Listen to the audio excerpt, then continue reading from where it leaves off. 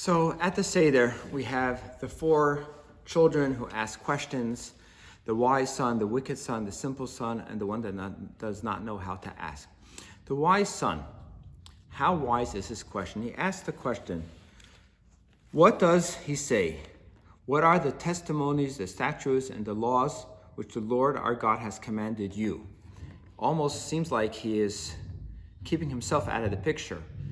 But what is the question? He says there are three kind of commandments, three categories of commandments. There are statutes, there are testimonies, and there are laws, These three categories are three different types of commandments, laws that we do not understand at all, just laws that God gives us. There are laws that are testimonies, meaning to say that now that we understand them, it makes sense to us, but we would never think of them on our own. But then there are laws also that are common sense laws. And he's saying, what do these laws mean to you today in our lives sitting at the Seder table? He sort of excludes himself from this picture. What does this question mean? And then we answer him, well, listen, these are the laws of Pesach, and let's go, and one is not to eat any dessert after the Passover lamb. In other words, the laws that were given to us after the giving of the Torah. What's this question? What are the answers? We're really just telling him that there's just a law that we don't need after the Paschal Lamb, which is really basically a law that makes no sense necessarily. It's just a law that we just follow blindly for all practical purposes. What's the point over here? The question, what's the point of the answer? So I want to share with you an insight that's really takes us to the depth and shows us how wise this child really is. He's asking us a very, very powerful question. And he says like this: what happened before God gave us the Torah, and what happened after? Before God gave us the Torah, how did the Jews connect to God? They had no Torah, they had no mitzvot on the practical sense, but yet we know that they were Jews, right? They connected to God. So technically speaking, they fulfilled the mitzvot. How did they do so? They did it purely by meditation, by thinking, by kavanah, having a thought process, connecting with God, technically speaking, on the spiritual realm only. What happened after the giving of the Torah? How do we connect to God then?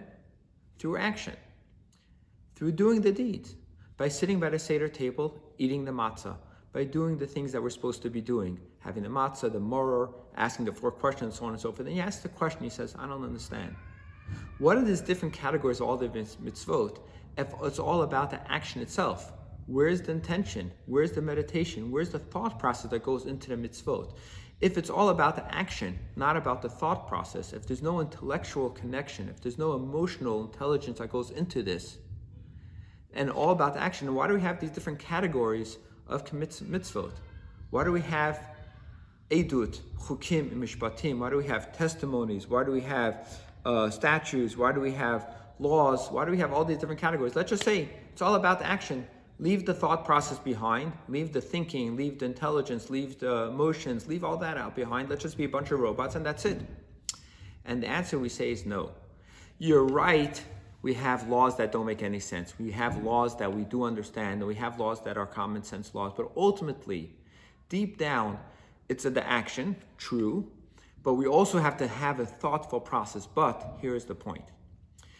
Even when we do a mitzvah, because we understand, and even with all the thought process that goes into it, and the intelligence and the emotions that we invest, and this is what happens during the Seder table, we always have to remember that the ultimate reason why we're doing a mitzvah is because we're trying to connect to God, even without the thinking, without the understanding. And that's the deepest connection that we have with God, that we don't need after afikoman. We do because God told us to do so.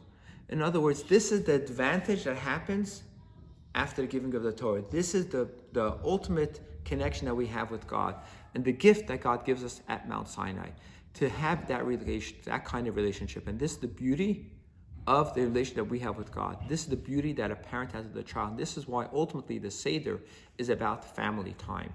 Because what happens with family is beyond just an intellectual connection that we have. It's beyond just an emotional connection, and it's beyond even the actions. It's a connection that's beyond words. It's an understanding. And this is what the parent is telling this child, this wise child. He says, why do you do this?